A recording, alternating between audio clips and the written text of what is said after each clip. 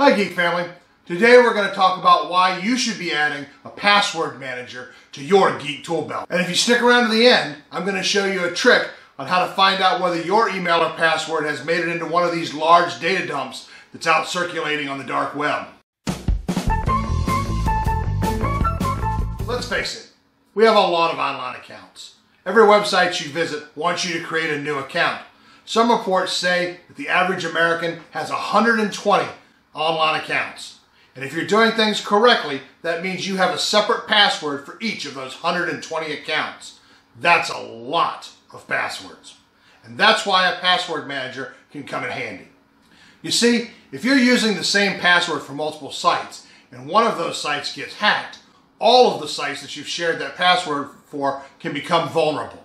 A hacker will take your password and your email address and try them at a lot of the popular sites. They'll try them at Amazon, eBay, PayPal, most of the major banks. And if you've used the same email and password in multiple places, they're liable to get into those accounts as well. We've learned over the years that not all companies treat your online account with the care that they deserve. Some companies spend a lot of time, money, and effort to protect your online accounts. We have seen big companies like Adobe and LinkedIn who have not protected their password databases adequately, and when they got hacked, they paid a hefty price, and so did their users. If a company is protecting their password database like they should, they will take their plain text passwords and add a random set of characters to it called a salt. You see, if two users have the same password and they're run through the same encryption algorithm, they can have the same resulting hash, which makes them easier to crack. By adding a salt to the password, it ensures that these passwords end up being unique before they are stored in their password database. Then once they've created this new password, they store it in an encrypted database.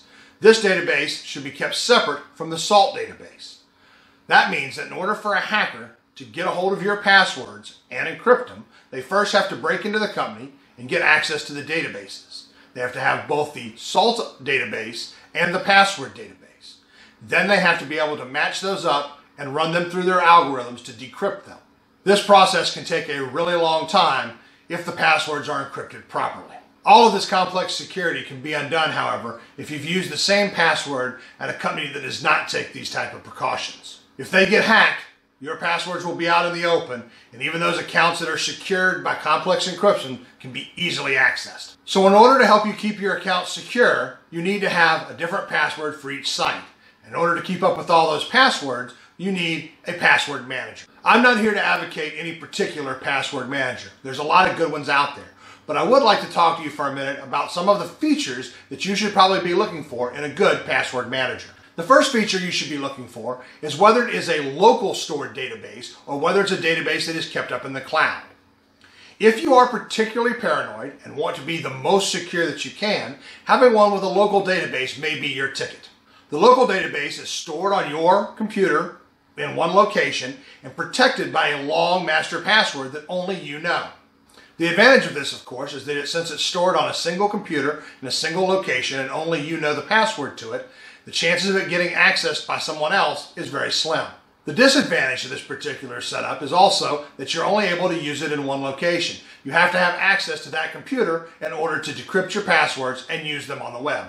And this is where a cloud-based system comes in handy. The advantage of a cloud-based system is that you take your database, you enter all your passwords into it, and you encrypt it with a master password just like you did the local one. Except you then copy that encrypted database up to the cloud.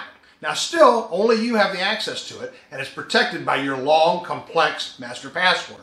But it's up in the cloud, so you can access it from anywhere, anytime, using a mobile device, a laptop, or your computer. This makes it a much more flexible option than the local. A password generator.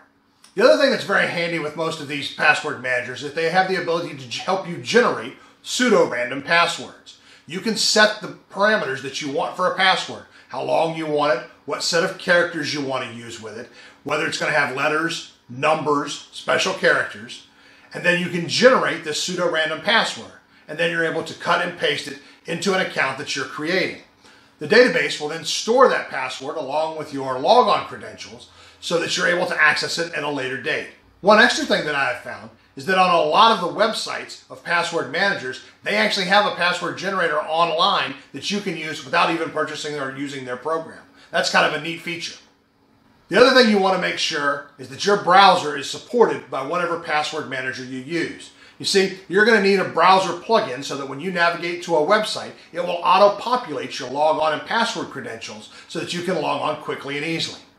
You shouldn't have any problem finding a password manager that supports the major browsers. If you use Safari, Chrome, or IE, you shouldn't have too many problems. Cost. One of the best features of most of the password managers is they're free. Yes, most of the password managers are free, but they have a basic set of features, most of which will service most people's needs. Since they're free to start with, it makes it easy for you to download and use different ones and try and find one that suits all of your needs. Then, once you find a password manager that you like, you can review its features, both the free ones and the premium ones, and decide whether you can get away with using a free account or whether you need to purchase one of the premium options. Sometimes the premium options include things like being able to use the system from various platforms at the same time. That's important if you want to have a cloud-based database and access it both from your PC and from a mobile solution. The good news is that even when they have a fee, most of them are less than $2 or $3 a month, which means it's overall pretty affordable to protect all of your accounts. The last feature that a lot of them support is what's called a security checkup. Once you've created a database and put all your passwords into it, you can run a security checkup. The security checkup will ask you to enter your credentials and your long master password and decrypt your password database. It will then look at all your passwords and make sure that they are long and complex as they should be. It will also look at the places that you have accounts and let you know if those types of places have been hacked in the past, so that maybe you should change your password or make sure that you have an extra complex password for that site. The checkup will also look at your passwords and see how long it's been since you last changed them. It's important that you change most of your passwords at least once a year. Sometimes with some of your financial accounts, I would even change them more frequently. Now that you've found a password manager that you like and you've got it set up on your computer, you should be pretty secure, right? But there's one more thing you may want to consider, and that's two-factor authentication. What is two-factor authentication? It's an additional feature that helps protect your accounts with even stronger security. So how does two-factor authentication work? Two-factor authentication is an extra step that you have when you log on to a website. When you log on, your password manager will put in your email and password to log onto the account as normal. But if you have two-factor authentication enabled, it will then, the site will automatically send you an email or an SMS message to a predetermined phone number or email address with a 4 to 6 digit number that you then have to enter in order to access the site. This provides an extra layer of security because only someone who already has your email account or your phone in order to receive text messages would be able to get the 4-digit code and be able to put it in to access your account. In order to enable two-factor authentication, you can usually log on to a site that supports it and go to your security settings and choose Enable two-factor authentication. It will then usually ask you whether you want to use email or an SMS text message in order to support their two-factor authentication. It will then ask you for your email address or phone number to use each time you log onto the service. More and more sites are supporting two-factor authentication. Places like Google, Amazon, Steam all support two-factor authentication. Most banks also do as well. This will help protect those accounts with an extra layer of security to make sure that those accounts do not get hacked. One other advantage to having two-factor authentication is that if you ever receive a message requesting your second-factor authentication and you aren't trying to log onto that account, that acts as an early warning system to let you know that someone has tried to log onto your account and has your password. That can be an early warning so that you can go and change your password as quickly as possible and protect your account. If you run the security checkup on your password manager frequently, it should keep you up to date on whether sites that you frequent have been hacked or not. So now you have a strong password, a password manager, and two-factor authentication. You should be pretty protected. And that is true. At least you're no longer the low-hanging fruit. You're not an easy target for hackers anymore. You still need to be diligent and aware and make sure that you keep up with the news, and if any sites that you frequent get hacked, make sure to change your password quickly so that your account stays secure. But if you're using different passwords on all of your sites, one site getting hacked should not make you vulnerable. So there you have it. Getting a password manager can help you keep the myriad of passwords that you have with all your online accounts in a nice secure database in the cloud that you can access from any of your multiple devices. That will make sure that you always have your passwords and emails at your fingertips and that you are as secure as possible. Now for the bonus content that I promised you. If you'd like to go online and check and see if your email address or password has ever shown up in the data dumps that have shown up on the web, you can go to haveibeenpwned.com.